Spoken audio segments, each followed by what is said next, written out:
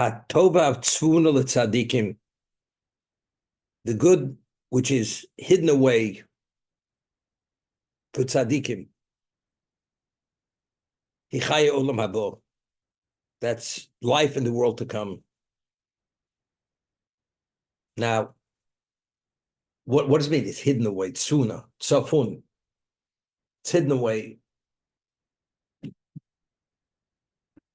We find there's a concept known as tzadik v'tovlo, tzadik v'ralo. You have two types of people: a righteous person, where his life is exceptionally positive. You have another tzaddik, his life is, to a degree, disastrous. He has many problems. You have a Rasha, an evil person, tovlo, it's good for him. Lives high in the hog. Another Rasha, evil person, he's in the doldrums. He's in the salt mine. Now you'd say a tzaddik who's towing the line and dedicated, he should be treated with silk gloves. He should receive every amenity in life. If good brings good, and a man lives a life of righteousness, why is God mistreating him? So he'd say, but nobody's perfect. So since nobody's perfect, God prefers that you should pay your debt in this world before you go to the world to come. But if that's the case, what do you have? But you have tzaddik v'tovlo. But if you have a tzaddik where he has only good in his life, he doesn't suffer, he's not denied any amenity, is he perfect? Nobody's perfect. And what about the evil person? You'd say, well, the evil person, he's not all evil. He did something good. God is paying him off in this world. So he should not have a share in the world to come. So what about the Rasha who his life is a disaster? He has one catastrophe after another. So what's the answer? There's no rhyme or reason. Can't figure it out. You got to do the right thing for the right reason, and you don't do the wrong thing because it's wrong. There's no rhyme or reason. There are no takeaways. If you believe in God, you have to follow his script. How things play out, why things are the way they are, God keeps us in the dark. So the ultimate goodness, which the tzaddik is going to merit, which is the share in the world to come, it's concealed. Because if it would be obvious what that is, everybody's going for the pot of gold at the end of the rainbow. That's where everybody's headed.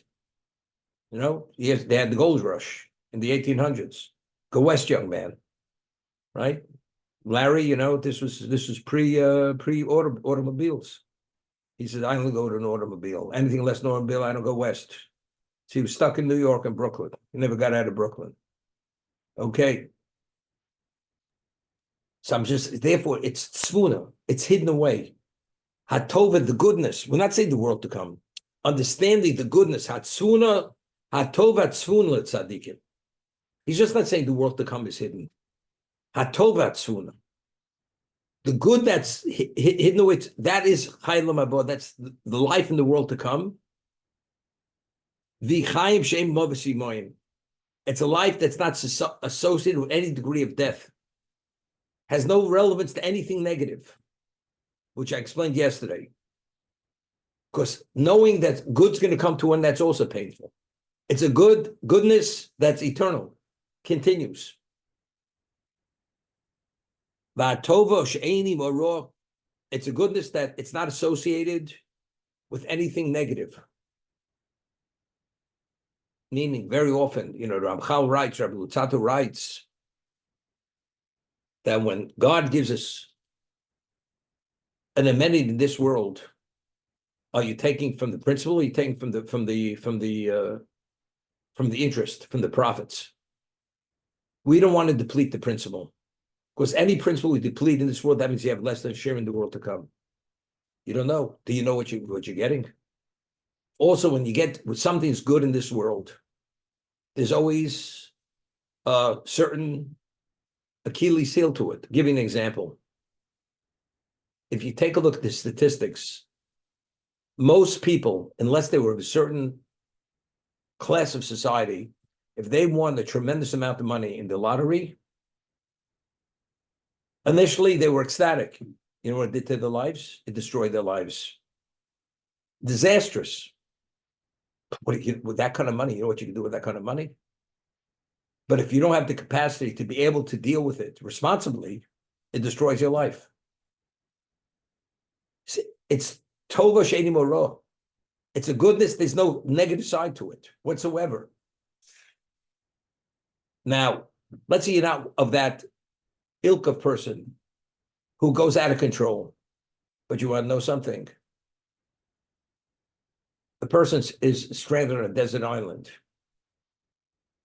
and it's him and nature. And he has a pair of tefillin, and he has a corncob pipe and a fishing rod. He can't sin much, you understand? As it says, it takes two to tango. This guy can't tango with the coconuts on the coconut tree, and the mangoes that are growing, and the lizards. So what does he do? He looks at nature and he sees God's hand, and he says, it's God's world. Heaven's sing God's praises. That's what it is. There's no negative side to it. But if a person has means, as good as you are, if you're a tzaddik, very often money does funny things to people. Before you were humble, all of a sudden now you're not as humble. I'm not saying you're not still humble. You're not as humble.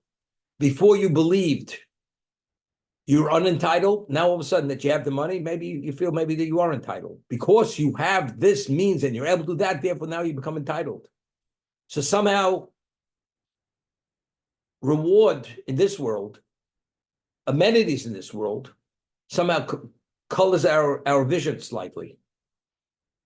Even though you still walk in the straight path, but it's not as perfect as it was before. The Talmud tells us that poverty, when the Jews are impoverished, it beautifies us. It's like taking a white stallion and putting a red sash on it. The contrast between red and white, it brings out the beauty of the white stallion. That's what poverty does to the Jewish people. When the Jewish people are impoverished, we shine spiritually. Once we start climbing that economic ladder, we start shedding certain aspects of our profile of religiosity. Of course, we justify it. God gave me this wealth. How do I not act responsibly for it? The Chofetz Chaim makes a point, very interesting point.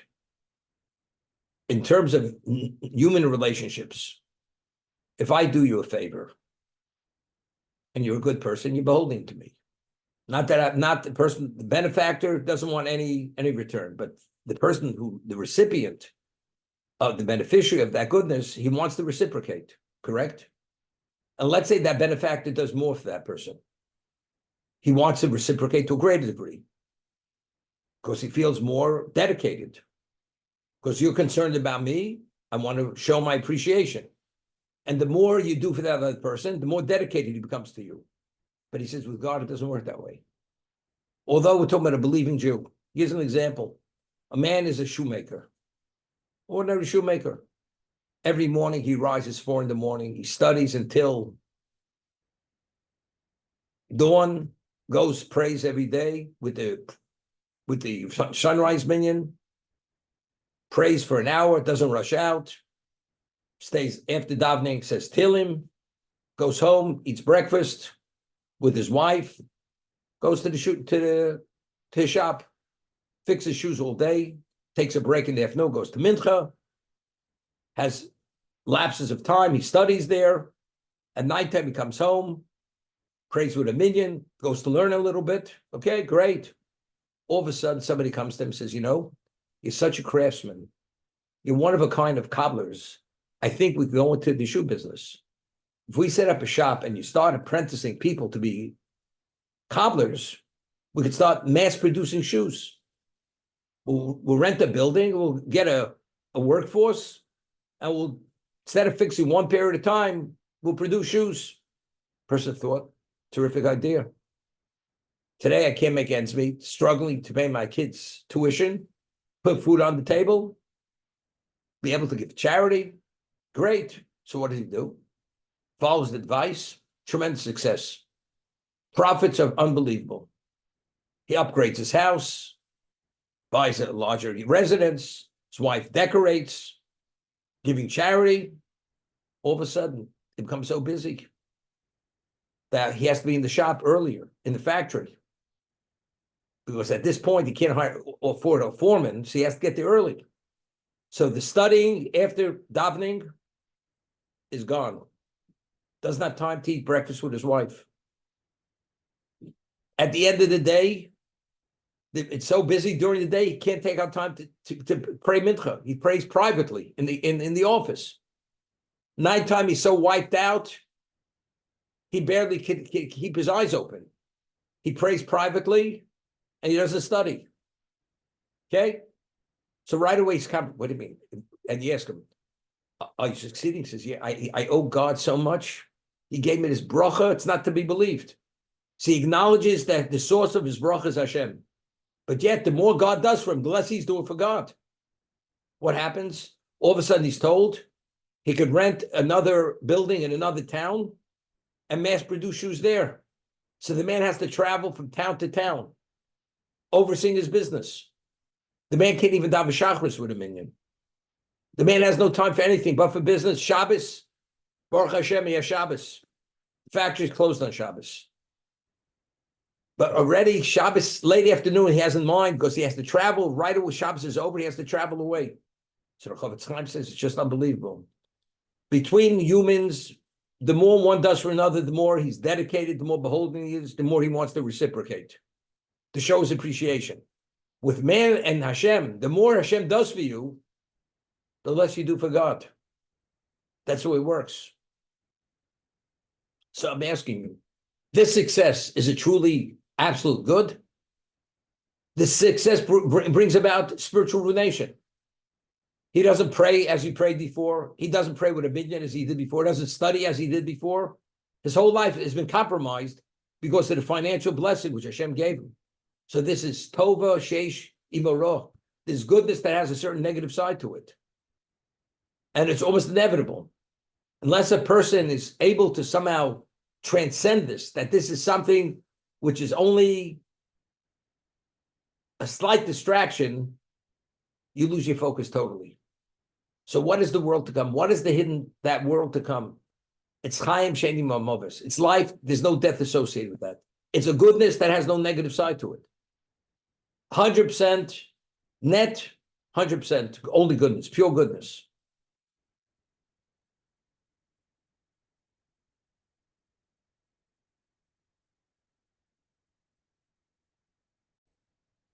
People, they choose to go into a career in medicine, they don't want to be just an internist. Why? If you're an internist, you're continuously on call. You're on call. Cardiologist, you're only on call. A dermatologist, it's the best one. People come in, they have a rash, they have this, they have a reaction. You set your own hours. There are no real serious emergencies. So you can live your own life. And this person is doing very well as a dermatologist. He's making so much money, he covers all his expenses, and he has money to save. So he meets with his accountant. He says, you got all this cash.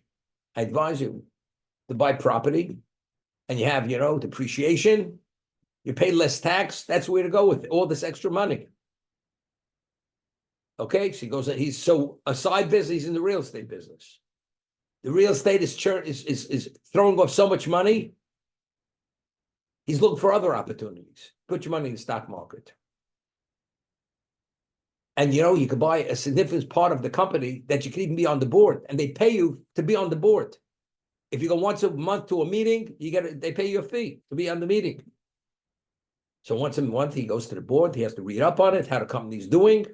He meets with the inner circle of that board, and the man's doing well. Here he's a dermatologist. He should have less time, less worry to be a doctor. So he should be able to live a normal life, daven with a minyan, learn this and that. But he has all this extra cash. So what does he do? It presents itself. Distraction. He said, is that goodness that has no negative side? There's a famous story. This person was running a business. No customers. And he was a very observant man. So he went to the rabbi, he says, what should I do? He says, look, you're not making money anyway. The reason why you're permitted not to study because you have to earn a living. But now that you're earning, you're in the store and you're not doing anything, take your books from home and study in the shop. What do you think happened? The moment he started studying, the customers started to stream through the door. He didn't have a minute to learn. Understand? The evil inclination doesn't want you to learn. So if he'll give you money, he'll have you drown in the money. As long as you don't do the mitzvah. So there was nobody coming. You start learning, they're breaking the door down to come in. And after they break the door down, you have to fix the door. You got to be busy with a repairman. But that's after hours. That's not during store hours. That's just being facetious, but it's a true story.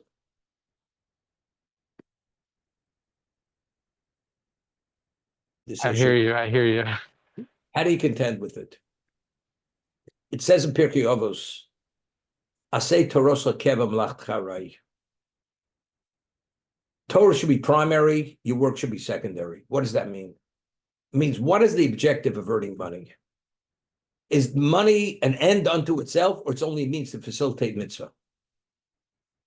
If you want the material because you enjoy the material, but it's not purely to facilitate mitzvah, then you have an issue. Then you have a problem. Because in terms of our physical needs, they're unlimited. You know, you have this kind of furnishing, that kind of furnishing, so many room house, so many garage, upgrade your car. There's no limit to what you can upgrade.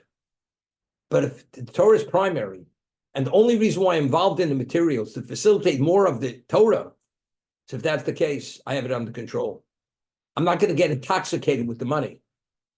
Because the money, its value is purely mitzvah. Outside of mitzvah, it has no value. So the moment it starts compromising the mitzvah, you shut it down. That's the only way to deal with it. Because only then, when the Torah is primary, you have a perspective. And when you have that perspective, the material's value is purely within that perspective. But if you don't have that perspective, then you have a problem. Then you get intoxicated, you get distracted, because it's something which becomes addictive. Money, pleasure is addictive. You have less pleasure, you want more pleasure. You have more pleasure, you even want more pleasure. There's no end to it.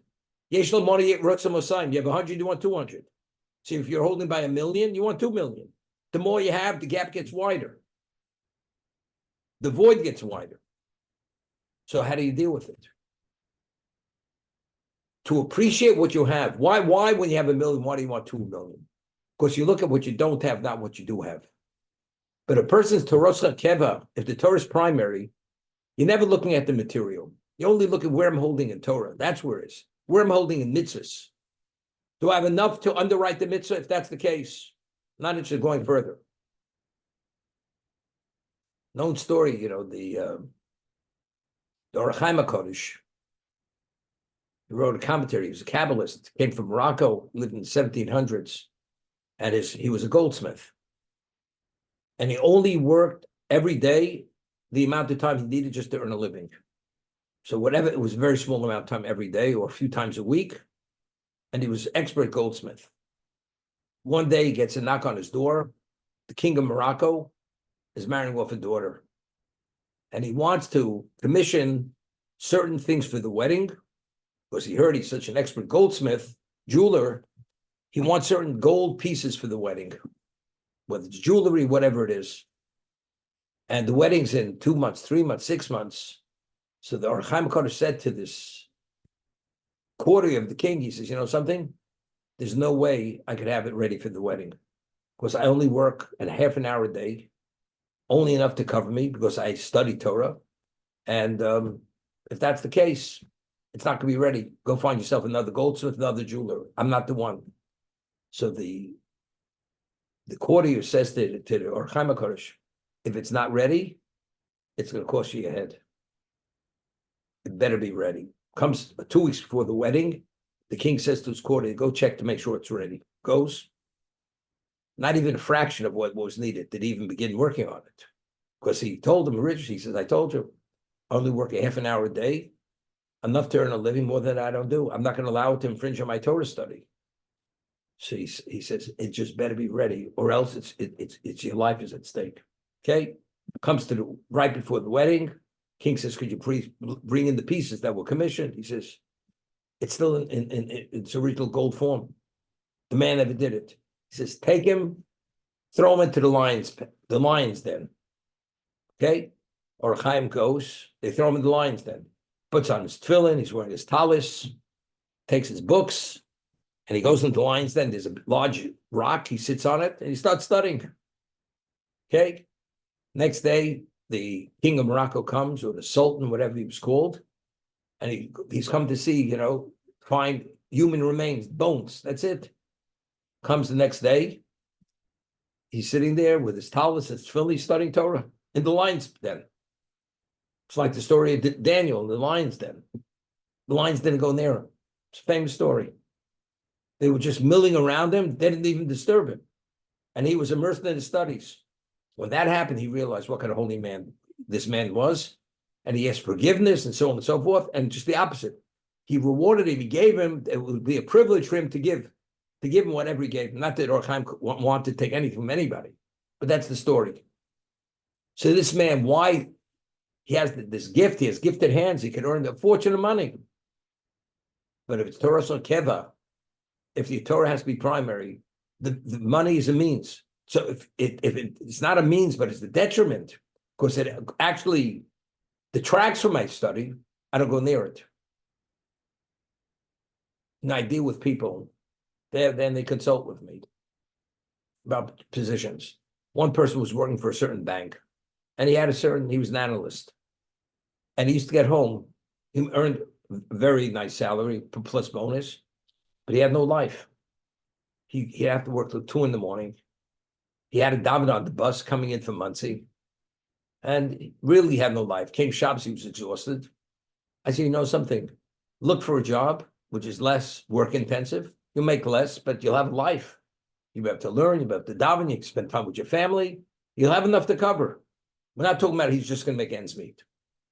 So what happened? So they gave him a pink slip before he was able to quit from this bank, and he was out of work for 6 months. All of a sudden, he gets an offer, a job offer. It's more than they paid him here, plus 50% of the hours are his own. He doesn't have to. He's not a slave. It's pleasure. David's with a minion, learns what he should learn, and he's making the same amount of money. So what is it? If he would make the same amount, I don't know how long it would last. Torah keva is not so easy. Torah is primary. Primary means it actually transcends anything else, and it has greater importance.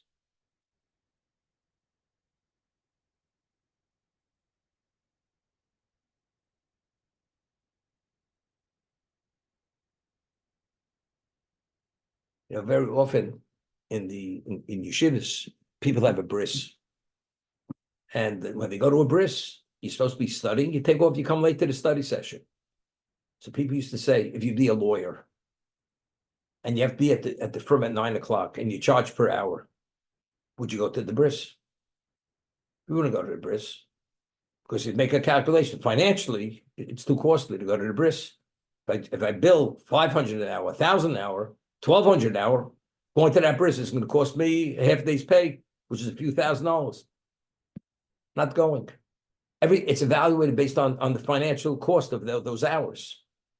So a person studies Torah, schar b'ayam maleka, Talmud Torah keneged kulam. Well, so I'll come 2 hours late. So I'll learn 2 hours less in the morning. What do you mean? Those 2 hours are worth more than you earn in 6 years, in 1,000 years. But again, when it's concrete reality of less money, you look at it differently. If it's more mitzvah, less mitzvah, so I'll have a little less mitzvah. I got plenty of mitzvah anyway. It's a whole different equation, how we see things. But what's tovash edimo? Goodness that there's no negative side to it. We say HaKadosh Baruch Hu, we say in the Amida, Gomel Chasodim Tovim. He's Gomel Chasodim. He does acts of loving kindness. What do you mean Tovim? They're good. If it's an act of loving kindness, it's good. What do we say? Go b'chasadim tovim. He provides loving kindness, which is good. If it's loving kindness, evidently it's good. The answer is not necessarily. What about if it takes you off the proper path? What happens? It changes you, and you become a changed person because that I give you less chesed. Says you didn't do me a favor. It's not that before I wasn't earning a living. You offered me more. But look at the temptation you've created. Look at the disruption in my life you've created. Says that tovim. Financially, maybe making more, but it's not tovim. It has a very negative side to it.